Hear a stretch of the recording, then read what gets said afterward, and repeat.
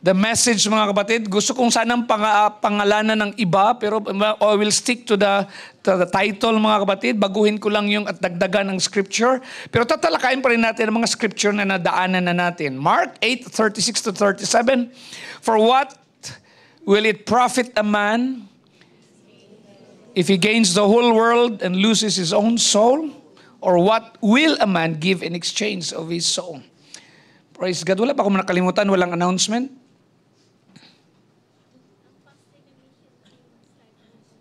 Alright. Fasting ng mission team, magsimula na bukas. Praise God. At uuwi ata si Sister Rona, mauna siya, bukas din ang uwi. Praise the Lord. So keep her in prayer, keep us in prayer. May another Sunday pa bago natin ipag-pray ang team, mga kapatid. At sa mga uuwi, sinong uuwi sa Pilipinas, by the way? Magbakasyon this month. Raise your hands this month. Marami. Praise God. Ipanalangin din natin yan sila. Pagkatapos nating basahin ang text, mga kapatid. This time, hindi ko nabasahin ang Romans chapter 14. Lundag ako sa Romans 15, verse 1-7.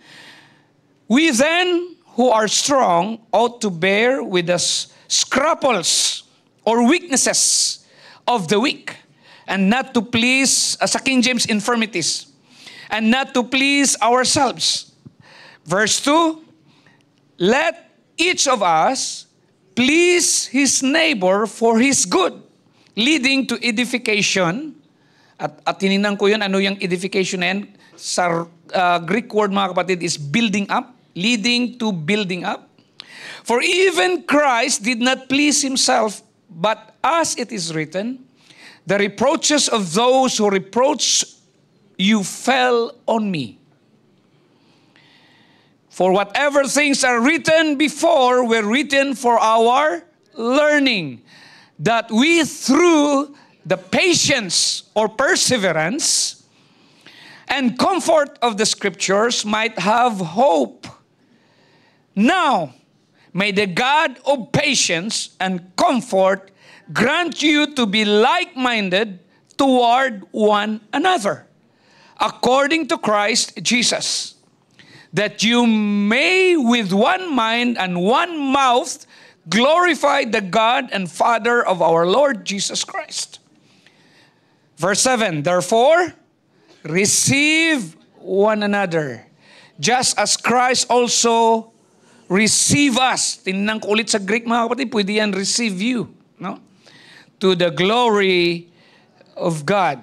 Balikan natin, mga kapatid, ang pamagat ng mensahe na the worth of a soul.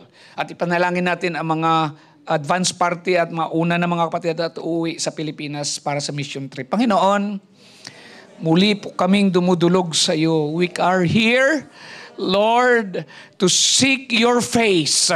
We are here, Lord, not to seek the blessings, but the blesser. Ikaw po, Panginoon, hallelujah, ang aming sentro. Ikaw po ang dahilan kung bakit kami pumunta dito, Panginoon.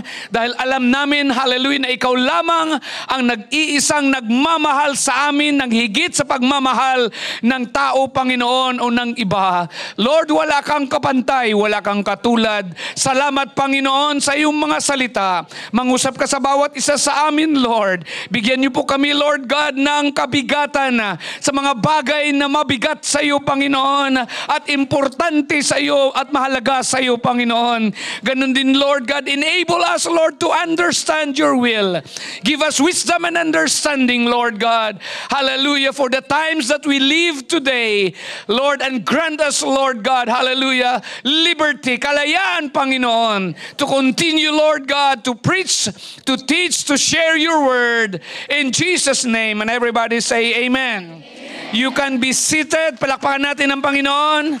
Hallelujah, hallelujah, hallelujah. Thank you, Jesus. Thank you, Jesus. Praise the Lord. Ulit, balikan ko ang mensahe, mga kapatid. Alam kong nangungusap ang Panginoon sa atin, but God wants to highlight it sa ating buhay in this month of July, mga kapatid. And past, I think June, ay pangaral ko rin ito. And for the past messages. Amen. And I believe God is already talking to us. Di po ba, mga kapatid? sa preaching last week na napaka lalim din mga kapatid, napakaganda. Praise God.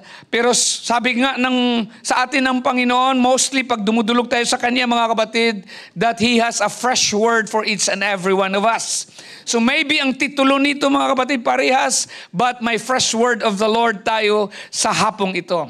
To be a church that impacts billions of lives, we must follow the message and the model of the Lord Jesus Christ. And I want to reiterate in our minds, mga kapatid, that we have come to the kingdom of God for such a time as this. Sabihin mo sa katabi mo, you have come to the kingdom of God for such a time as this. This is our day. This is our time. This is our season. This is the day that the Lord has made. Today is the day of salvation, and now is the accepted time. Amen. Katatapos lang din natin ng learning to care. Hinahanda talaga tayo ng Panginoon sa something big, bigger than we can imagine, mga kapatid. Praise God. Hallelujah. Kung magawa lang ng tao ang ating vision, praise God, hindi sa Diyos yan dahil magawa lang ng tao. Pero kung ang vision natin galing sa Diyos, hindi natin kayang gawin sa ating sarili, kailangan natin ng Diyos sa buhay natin. Amen. Praise the Lord. The value of a soul is great in God's eyes, so we need to love souls, to love them like Jesus loves them, to take care of them like Jesus takes care of them. Amen. Hallelujah. I would like to reiterate, a soul is very precious to God. A single soul, amen, is worth more than all the wealth in the world put together. Amen. Mas mahalaga yan sa lahat na mga ari-arian dito sa mundo, mga kapatid. Praise God. Ngayon, panahon natin, mahirap na mga kapatid, di po ba? Mas mahalaga na minsan ang hayop kaysa tao. May batas na sa lahat ng bagay na sa mga batas na yan, medyo na-degrade ang halaga ng isang taong mga kapatid. Praise God. But the soul or a soul is very precious to God. Our Lord Jesus Christ says, sa Tagalogin kong Matthew 8:36, mga kapatid, or 37, what will a man give in exchange for his soul?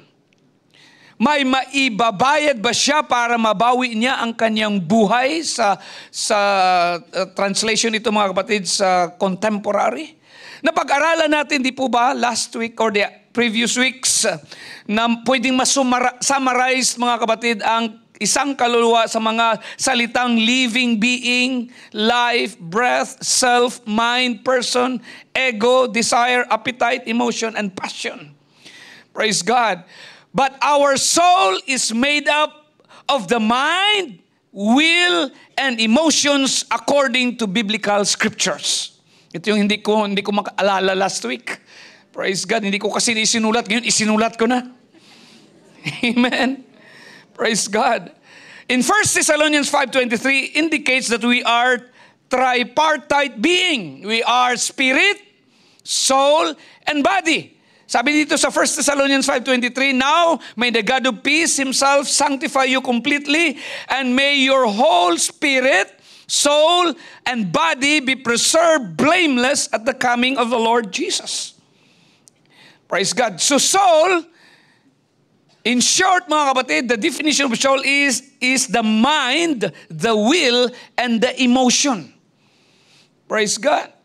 Because our soul represents the human psyche through our mind. Doon tayo nag-iisip. Our will, doon tayo gumagawa at ang ating mga wants. And our emotions, doon tayo mga kapatid nakakaramdam. Praise God. Our soul are interconnected, but God is the driving force. Because in the beginning, God breathed life into man. Praise God. That's why Jesus, when he saw the multitudes, he was moved with compassion for them because they were weary and scattered like sheep having no shepherd. Nakita ng Panginoon ang kahalagahan, praise God, ng isang kaluluwa. That's why we need to see as Jesus saw. Kailangan natin makita ang tulad na nakita ni Jesus. Nakita ng ating Panginoon ang kanilang condition, nationally, emotionally, intellectually, physically, spiritually. Praise God. Hallelujah. And many of them were sickly, disease-ridden, soaked in religion, had false peace, untrustworthy. They were unstable. They were double-minded. Amen. False sense of security. They have much pride. Dishonest. We need to feel as Jesus felt. Kailangan din nating madama ang naramdaman ni Jesus. He was moved with compassion on them. Praise God. Because they were lost. They need a Savior. Praise the Lord. They were in need of salvation of the spirit, soul, and body. Praise God. Hallelujah. We need to do as Jesus did. Kailangan natin gawin ang ginawa ni Jesus. Praise God. He ministered to people's spiritual and physical needs. At sa hapong ito mga kapatid, mag-focus tayo, praise God, hallelujah, to take care of them. Paano sila alagaan? We must not forget, as believers, we receive an inheritance because God has made us to be born again. We have a place in His kingdom only because He has prepared it for us. And we are righteous as a result of what the Redeemer has done. Amen. Maalala niyo ang story ng Good Samaritan, mga kapatid? The parable of the Good Samaritan according sa text natin dyan sa Bible, wherein may isang lawyer, mga kapatid, he came to Jesus and tested Him. At sinabi niya, Teacher, what shall I do to inherit eternal life? He said to him, Jesus said to him, what is written in the law? What is your reading of it? So he answered and said, you shall love the Lord your God with all your heart, with all your soul, with all your strength, with all your mind, and love your neighbor as yourself. Amen. And he said to him, you have answered rightly. Do this and you will live. But he, the lawyer, wanting to justify himself, said to Jesus, who is my neighbor? Minsan ang mga nagtatanong talaga, sinusubok tayo kung may alam tayo. Amen. Pero nagkamali siya sa tinanungan niya dahil ang tinanungan niya, alam ang lahat ng bagay. Siya ang lumalang sa lahat ng bagay. Kaya sabi ng Panginoon, here is a parable. A certain man went down from Jerusalem to Jericho and fell among thieves, who stripped him and of his clothing, wounded him, and departed, leaving him half dead. Now by chance a certain priest came down that road, and when he saw him, he passed on the other side. Likewise the Levite, when he arrived at that place, came and looked and passed by on the other side. But a certain Samaritan, as he journeyed, came where he was, and when he saw him, he had compassion. So he went to him and bandaged his wounds, pouring on oil and wine, and he set him on his own animal, brought him to an inn, and took care of him. Amen. On the next day, when he departed, he took out 2 denarii, gave them to the innkeeper, and said to him, take care of him, and whatever more you spend, when I come again, I will repay you. And we know, mga kapatid, that the church is likened into an inn. Amen. Kailangan alagaan natin ang mga kaluluwang naligtas. Amen. Sa tanungin mo ang katabi mo, willing ka bang mag-alaga? Dahil yan ang kalooban ng Diyos. Amen. Praise God. Ang iglesia or ang simbahan ay isang bahay panuluyan. Amen. Praise God. So, Jesus cared about people, not only lost people, but also saved people. Praise God. Tanungin mo katabi mo, are you lost or are you saved? At napag-usapan natin sa Romans chapter 14 na may dalawang klaseng grupo doon na nagtalo-talo mga kapatid. Isa ang mahina o mga mahihina at isa sa grupo nila ay mga malalakas or strong Christian. Tanungin mo siya ulit. Kung saved ka, are you strong Christian or weak Christian?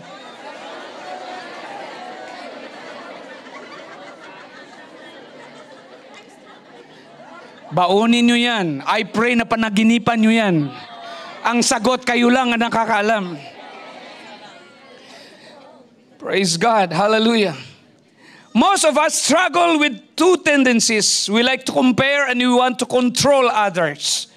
We can easily fall into thinking that the way we do things or our interpretation is the only correct interpretation. And those who differ from us must be wrong. Some of us go out of our way to try to control how other believers think and behave, secretly judging them according to our spiritual standards. So that's why may pangangaral ngayon na ituloy ko, because these are the ways to acceptance. There are at least 6 ways to acceptance found in Romans chapter 14 and 15. Romans chapter 14 verse 1 to 4, sabi natin last time, praise God, one way to acceptance is avoid passing judgment. Iwasang maghusga. We should allow others the freedom to hold beliefs that differ from ours and accept them despite that difference. Receive one who is weak in the faith but not to disputes over doubtful things. The top what? Ang mahina sa pananampalataya ay tanggapin ninyo, hindi upang pagtalunan ang kanyang pag-aalinlangan. Praise God. Na talakay na natin ito mga kapatid. Verse 2. For one believes he may eat all things, but he who is weak eats only vegetables. Gulay lang sa kanya.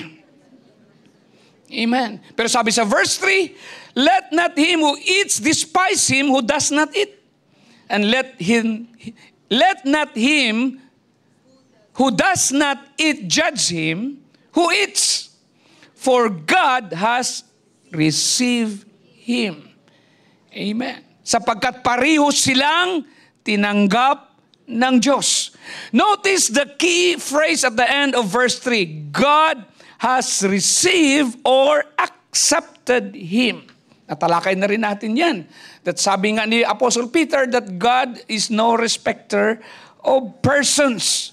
Acts 10:34, in truth I perceive that God shows no partiality. Amen. Hallelujah. God does not show any favoritism. Verse 4. Who are you to judge another servant to his own master? His stands or falls. Indeed, he will be made to stand, for God is able to make him stand. Patatayuin siya, sapagkat makapangyarihan ang Panginoon na siyang magtatayo sa kanya. Praise God. And then we conclude, I think last week mga kapatid, with this thought that a theologian named Augustine said, in essentials, unity; in non-essentials, liberty; in all things, charity. Sa mahahalaga, pagkakaisa; sa mga hindi mahalaga, kalayaan; sa lahat ng bagay, pag-ibig sa kapwa. Ulitin ko yan, sa lahat ng bagay, pag-ibig sa kapwa. Praise the Lord. Praise God. May nahanap ako dito na ayaw kong makaligtaan mga kapatid. Siguro madaanan ko ito mamaya. Praise God. But I'm speaking of gray areas dito mga kapatid na pinagtatalunan nila doon. But Tuloy muna tayo. Number 1, ways to acceptance is, ano yung sinabi ko mga kapatid? Avoid passing judgment. Number 2, commit to live for the Lord alone. Mangakong mamuhay para sa Panginoon lamang. Praise God. Verse 5 tells us that each believer must be fully convinced in his own mind. Praise God. We are not to automatically adopt the convictions of others, but instead are to give careful thought and prayerful consideration to all the principles taught in the Word of God. Kaya nga dito kailangang maingat tayo. Kasi maraming baguhan, di po ba? Maraming bagong baptize, bagong katatanggap, bago rin ang ka-receive ng revelation. Yung iba mga kapatid, hindi pa natin kamukha ang pananamit. Di ba? May mga burluloy pa. Alam niyo ba kung ano yun? May mga bitay-bitay pa mga kapatid. May mga extra-extra pa. Yung iba kulang pa. Yung panlabas na sinasabi kong hindi tayo magkakamukha sa panlabas mga kapatid. Praise God. But the church is here to take care of them. Praise God. Hallelujah. Kaya iwasan natin, number 1, maghatol. Bagkus mga kapatid, praise God, commit to live for the Lord alone. Praise God. So bawal matisod. Amen. Huwag kang matisod sa mga hindi mo kamukha. Balang araw,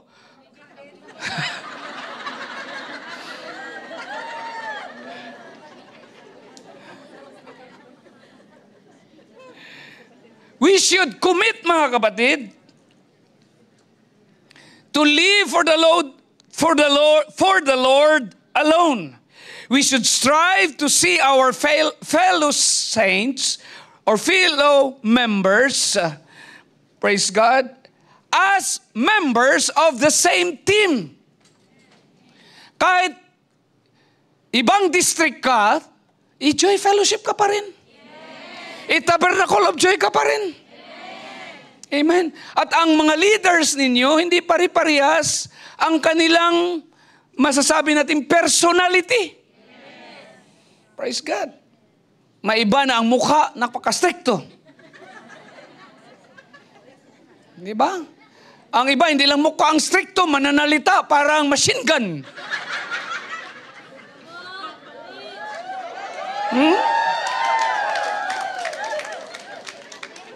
But we are all growing in grace.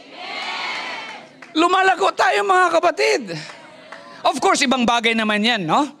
Praise God. Halimbawa na lang si Matayas. Ibang bagay yan. Na pag edad yan ng 10, hindi pa yan makalakad. Ibang usapan yun. At saka 12 years old na si Matayas, hindi pa naalis yung pag... Diba? Oh, ganon din tayo. Bilang Kristiyano, bago sa atin, yes, gatas muna. Pero medyo pag tumatagal-tagal ka na, expected na lalago ka. Pero sa ating topic mga kapatid, hayaan natin ang Panginoon ang tutulong na lalago. Huwag nating pakialaman. Huwag nating husgahan. Sometimes we launch assaults on people by putting a spiritual label on them. Sabihin na, talaga bang totoong Holy Ghost na tanggap niyan? Parang hindi ba niyan Kristiyano? Diba? Or something, you are saying something like, I don't think so and so is very spiritual, you know.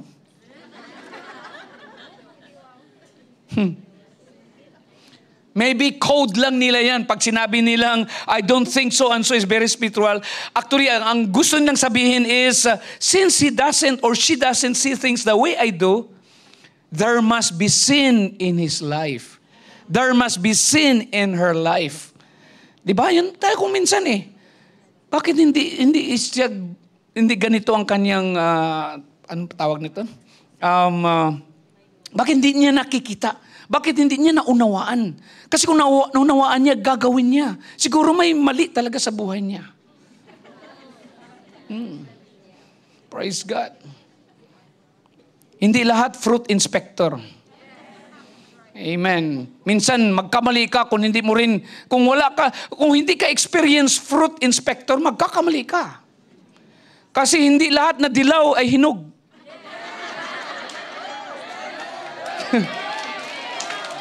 Mga kapatid, praise God. But we need to commit to live for the Lord alone. So, hindi ka dapat matisod. Kung yan pa sila, hindi ka rin dapat matisod sa leaders. Amen. Verse 6 serves as a great reminder that none of us has a corner on commitment, and therefore we should not question another believer's motives. Ibasahin natin ang Romans 14. Verse 6, he who observes the day, observes it to the Lord, and he who does not observe the day to the Lord, he does not observe it. He who eats, eats to the Lord, for he gives God thanks. He gives God thanks. And he who does not eat to the Lord, he does not eat, and gives God thanks. Tagalogin ko. Ang taong nagpapahalaga sa isang araw ay nagpapahalaga noon sa Panginoon. Ang hindi nagpapahalaga sa isang araw ay hindi nagpapahalaga noon sa Panginoon. Siya na kumakain ay kumakain para sa Panginoon sapagkat nagpapasalamat siya sa Diyos. Siya na hindi kumakain para sa Panginoon at nagpapasalamat siya sa Diyos. Both thank God for the food they receive.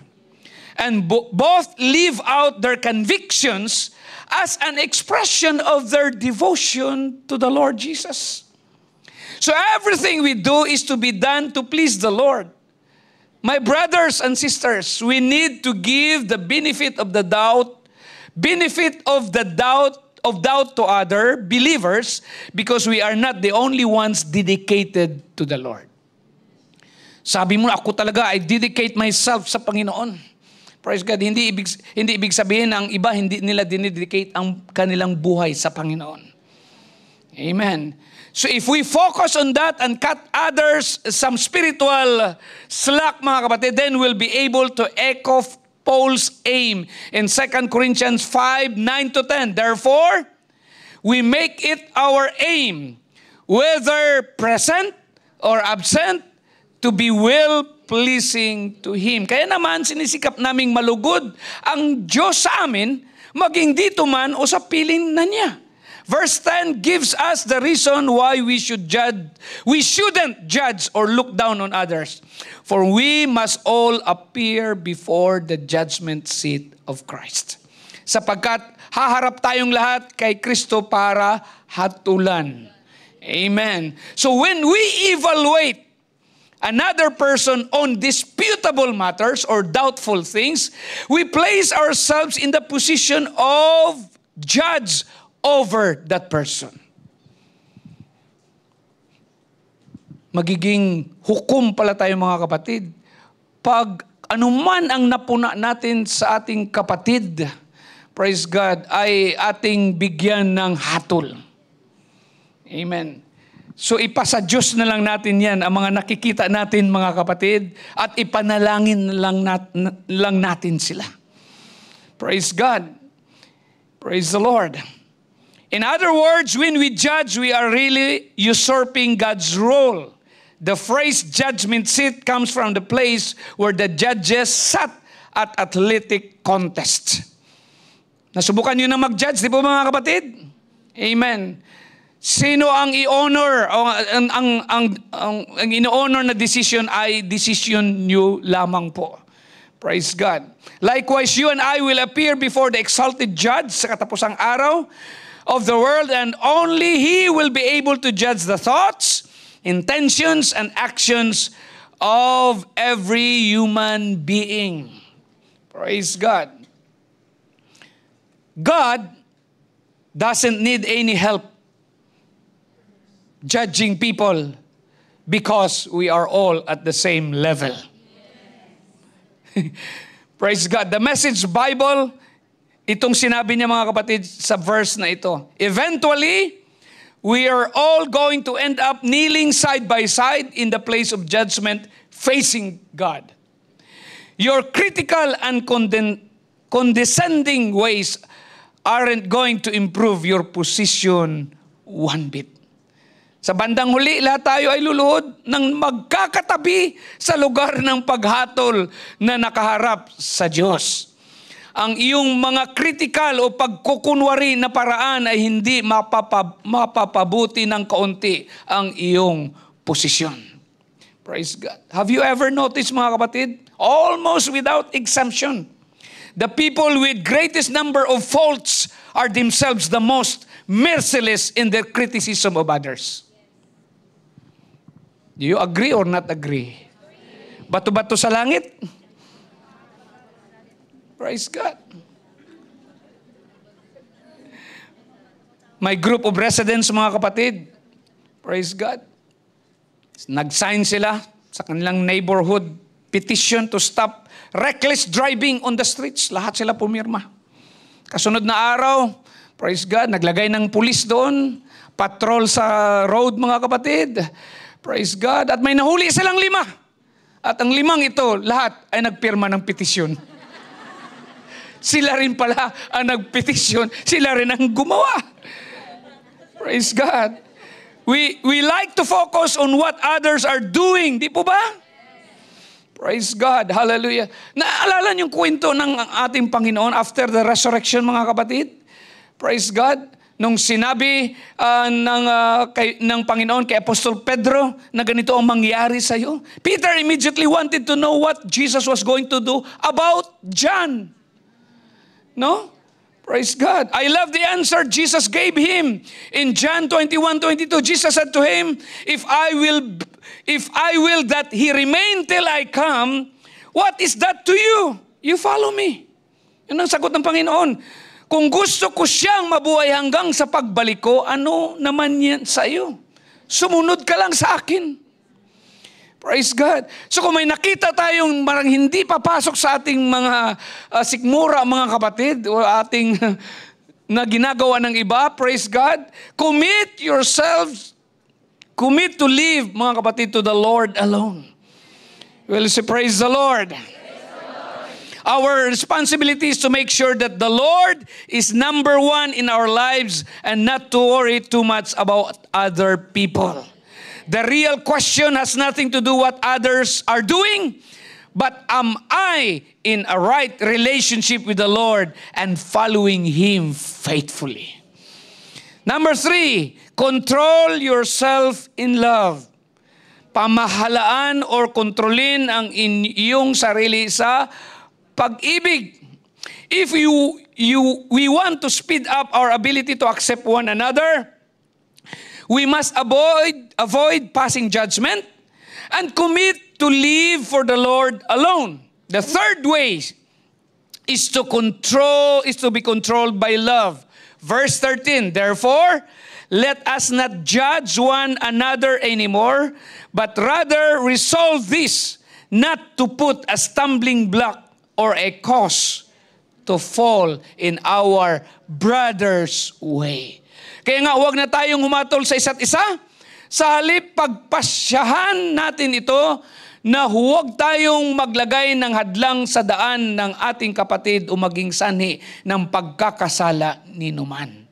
Our liberty must always be tempered by love as we recognize that our attitudes and actions often have effect on others. Verse 15 is more specific. Yet, if your brother is grieved because of your food, you are no longer walking in love. Sabi mo nga, makain mo lahat dahil strong Christian ka. But if your brother is grieved because of eating that kind of food, do not destroy with your food the one for whom Christ died. Kung dahil sa pagkain ay nasasaktan ang kalooban ng iyong kapatid, hindi ka na namumuhay ayon sa pag-ibig. Namatay rin si Kristo para sa kanya. Huwag mo siyang ipahamak dahil sa iyong pagkain. Praise God. Alam niyo ba, pag mag-meeting ang mga leaders nito, ang pinakamatagal na dinidiscuss nilang pagkain. Ngayon, naintindihan ko na. Dahil marami palang napapahamak sa pagkain. Praise the Lord. Naunawaan niyo bang sinasabi ko, mga kapatid? Praise the Lord. Paul is telling us that if we're really serious about pursuing love, we'll think about how our liberty will affect someone else's spiritual growth. Praise the Lord. Therefore, verse 16, do not let your good be spoken of as evil. Huwag mong hayaan na ang iyong itinuturing mong mabuti ay masabing masama. The bottom line, when it comes down to it, isn't whether someone feels the freedom to eat meat or abstain but the kingdom of God according to verse 17. Praise God. Ito ang bottom line. Verse 17, for the kingdom of God is not eating and drinking, but righteousness and peace and joy in the Holy Spirit. May awit tayo niyan, King James Version pa. For the kingdom of God is not meat and drink, but righteousness and peace and joy in the Holy Ghost. Amen. Sapagkat walang kinalaman ang pagkain at pag-inom sa paghahari ng Diyos, kundi ang pagiging matuwid, mapayapang pamumuhay at kagalakang dulot ng banal na Espiritu. Praise God. So we're not to emphasize our personal rights, but instead we're to focus on what really matters. It's not the externals, but the eternals that must be first in our life. If we major in a godly life, we won't fight over minor matters. Righteousness speaks of our right standing before God because of what Christ has done. We have peace with God, the peace of God, and the peace with one another, and we have the joy that comes from knowing Him. These are the things Christianity is made of. Amen. Loving others leads to the fourth way to acceptance. And the fourth way to acceptance is edify everyone you can. Praise the Lord. Pagpatibayin ang lahat ng inyong makakaya. Palakasin sila. Verse 19, therefore, let us pursue the things which make for peace and the things by which one may edify another. Kaya pagsipkapin natin gawing lagi ang mga bagay na magbibigay ng kapayapaan at makakapagpatibay sa isa't isa. Praise God. Nakapagpatibay ba ang pananampalataya mo, mga kapatid, sa iyong kapatid? The word edify is a construction term that was used to describe the process of making a building stronger. It's the idea of retrofitting a structure to improve its usefulness and extend its longevity. The opposite word of edify is the word destroy. It is used in verse 20 and was also a construction term for tearing down a building. Verse 20, do not destroy the work of God for the sake of food. Huwag mong sirain ang gawa ng Diyos dahil sa pagkain. All things indeed are pure, but it is evil for the man who eats with offense. Ito na. Tunay na ang lahat ng mga bagay ay malinis or malilinis. All food is clean, but it is wrong for a man to eat anything that causes someone else to stumble. Yan sabi sa NIV. Ngunit mali ang kumain ng isang bagay na makatitisod sa iba. Iniisip ko, ano kayo mga bagay na makatitisod sa iba? Yung pagkagat mo, sira ang pustiso mo. No, I think, hindi ito sa mga bagay, mga kapatid, na material, kung hindi, I think sa perspective ng isang tao. Hinahatulan mo na siya. Praise God. Example, mga kapatid, ang lahat tayo, iba-iba kung paano kainin ang isang chicken wings or pork chop. Iba-iba, di ba? Or Kung ang ulam natin bangus, iba-iba tayo kung paano natin katain yun eh. Kung paano natin atakihin yun eh. Diba? So, ang iba kinukunan mo nila ng buto. Diba? Maalala niyo mga kapatid, nung bata pa tayo, praise God, bago isubo yung bangus. Pero ang lolo ko mga kapatid, iba. Isubo niya, sabi ko, may tinik. Isubo niya, tapos nguyang-nguyay niya, maya, labas na lahat ng buto. So will you look down on someone na hindi parehas sa'yo pag kumain? Praise God. Yung iba ang galing gumamit mga kapatid ng scoop. No? Praise God. Pero yung iba naman, ang hirap tingnan kung paano nila isusubo yung kanilang pagkain. Praise God. Kayo na lang mag-imagine ng ganyan mga kapatid. Alam ko may mga experience tayo na parang praise God, anong tawag noon? Parang hindi na tayo ganahan kumain. Parang nawawalan tayo ng gana dahil sa kung paano nila atakihin yung pagkain. So, huwag natin silang hatulan mga kapatid. Basta pagkain yan, ang bottom line, nagpasalamat ba sila sa Diyos? Praise God. Actually, ang tanong dito, are you a constructor or a distractor? Are you a builder or edifier or are you a destroyer? Do you build up or tear down? Whether we like to admit it or not, our actions either strengthen or weaken others. Especially the church din mga kapatid. Paul is challenging us to be builders instead of demolishers. You and I, our highest priority in relationship with others should be to their edification, not to their demolition. Yung iba, grabe ang pananampalataya natin. Parang madaanan natin ang ibang tao, demolish kagad. Praise God. If that means we abstain from something for the sake of our brother or sister, that's what we'd better do. As someone has said, your freedom ends where my nose begins.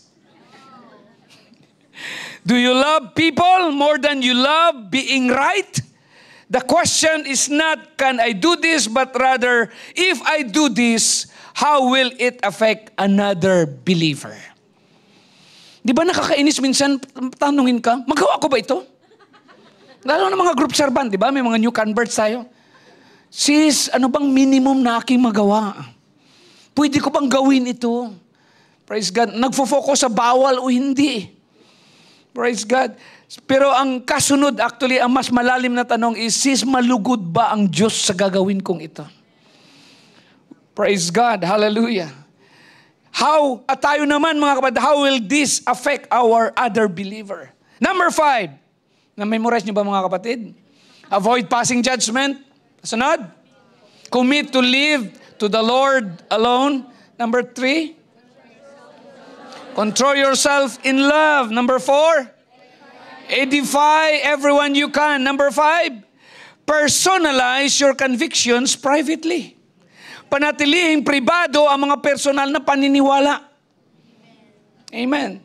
There are certain truths that all believers must accept because they are explicitly taught in the Scripture. Ito yung hinahanap ko kanina mga kapatid na gusto kong sabihin kanina pero salamat na lang at naisulat ko, hindi ako nauna. Praise God. Ito yun. However, some of us may feel like we have to tell people what we've decided about different debatable topics. Actually, according to verse 22, the way of wisdom is to keep some things private. Sabi dito sa verse 22, do you have faith? Have it to yourself before God. Pastor, nandyan ba talaga yan? Nandyan, tagalogin ko pa.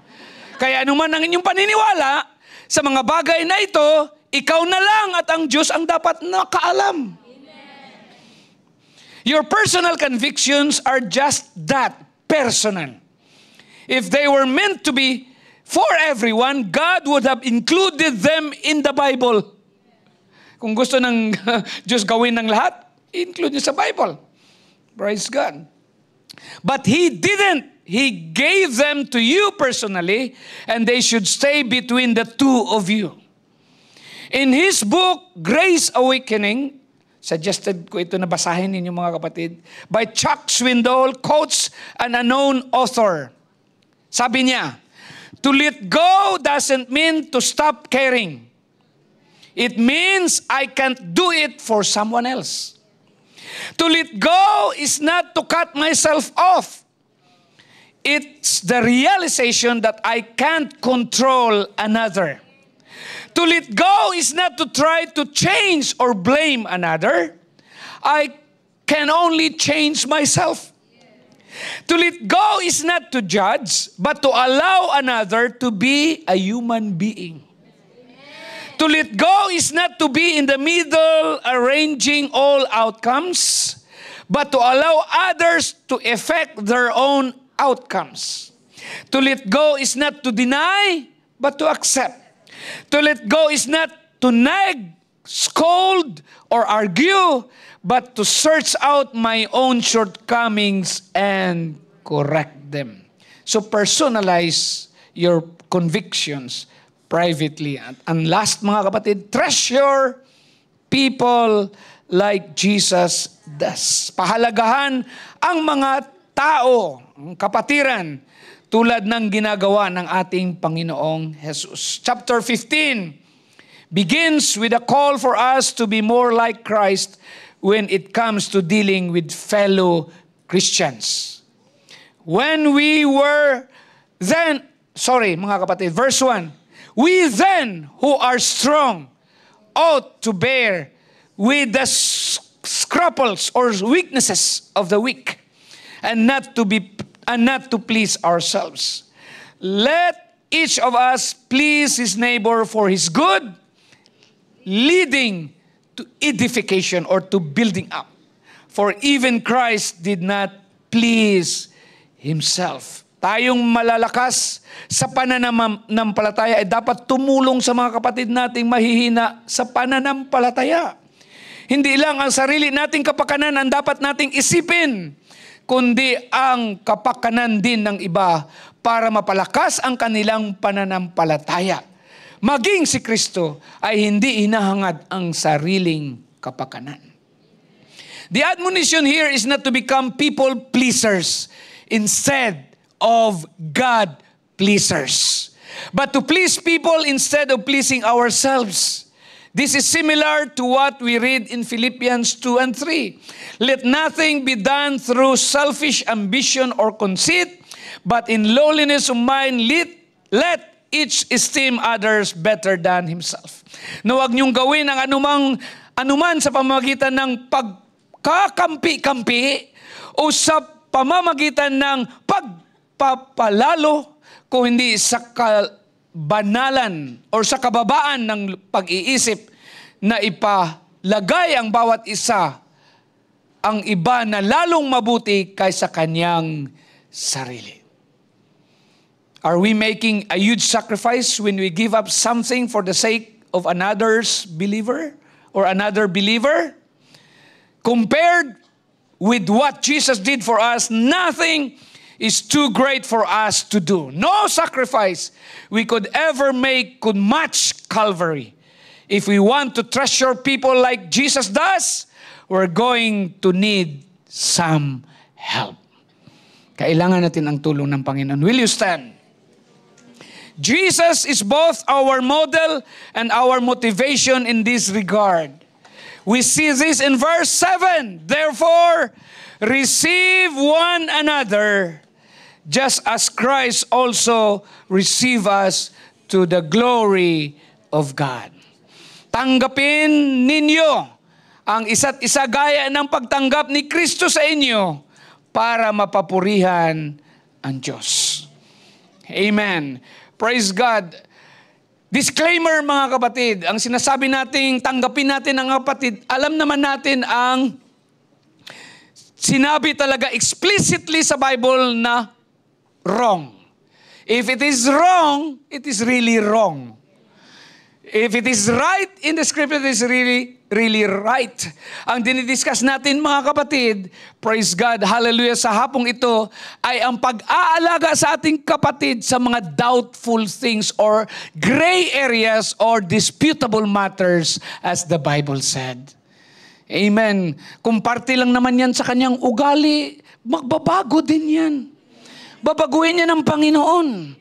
Kung humihilik yan, at magkasama kayo sa camp meeting o kung saang mga youth camp mga kapatid or ladies ministries mga kapatid, praise God, huwag mo siyang hatulan. Kailangan i-encourage natin kung ano man ang ulam, ano man ang kanyang mannerism, ano man ang mga hindi specific, extricate dito sa Bible mga kapatid. Praise God, tanggapin natin siya. Praise God. Tingnan mo ang katabi mo, tanggap mo ba yan?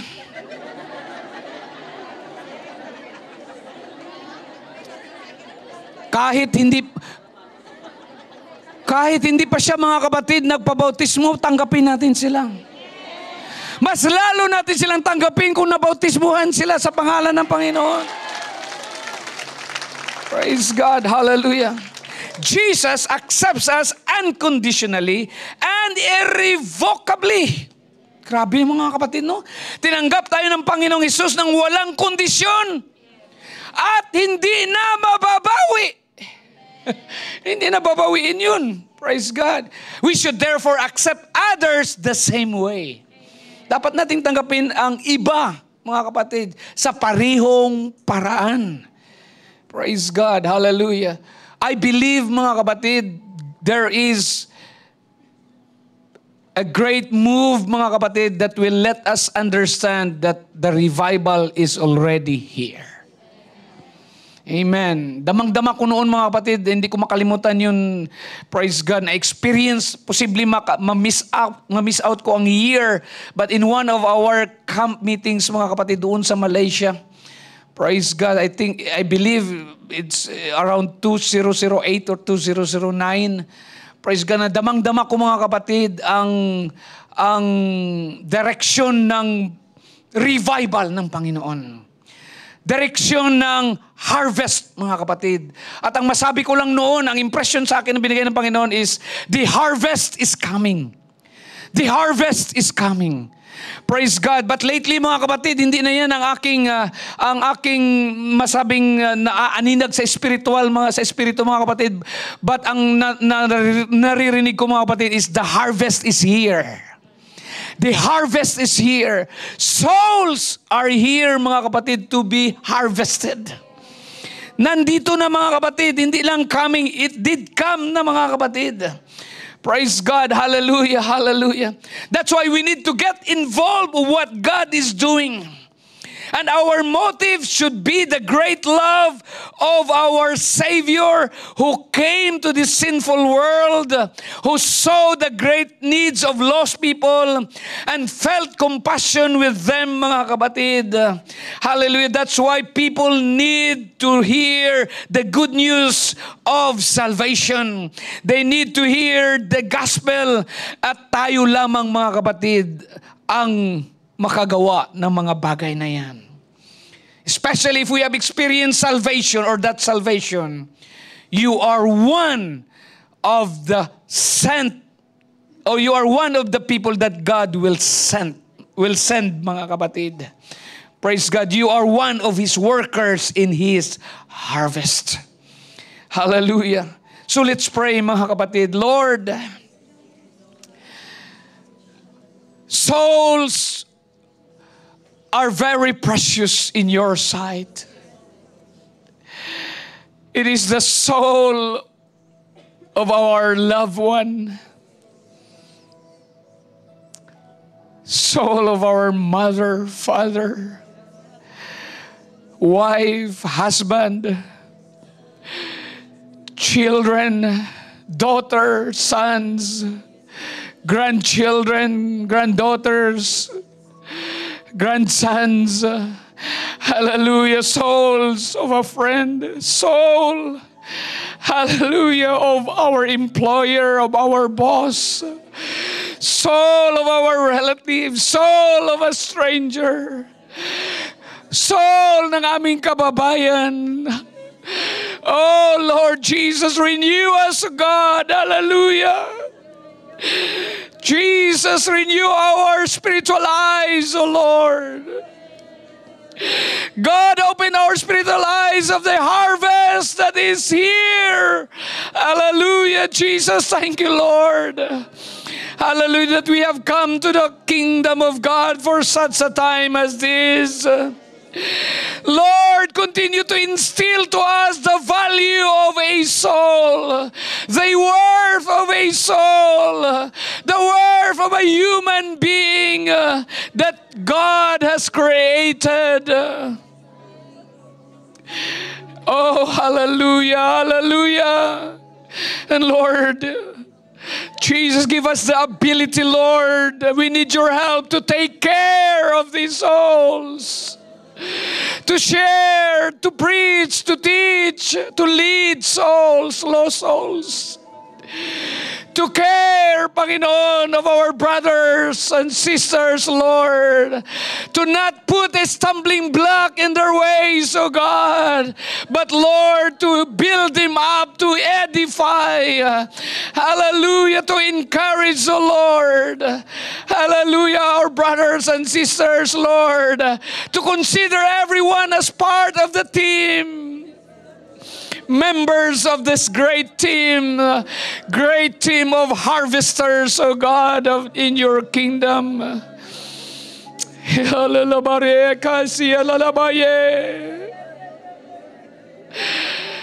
Oh Lord, eternity is too long, oh God. Eternity, Lord God, for those who have lost their relationship with you. Hallelujah, Lord, you are inviting us this afternoon. Hallelujah, Lord Jesus. Oh God, remember them that, Lord, turn back. May mga backslider kaming mga kapatid, Panginoon. May mga tumalikod sa iyo, Diyos. Abutin niyo po sila, Panginoon. Ipaunawan niyo, Lord. Hallelujah, Lord God, that to, Lord Jesus, to be separated from your presence, oh God. Hallelujah, is, Lord God, hallelujah, napaka, Lord, lungkot na bagay, Panginoon. Jesus,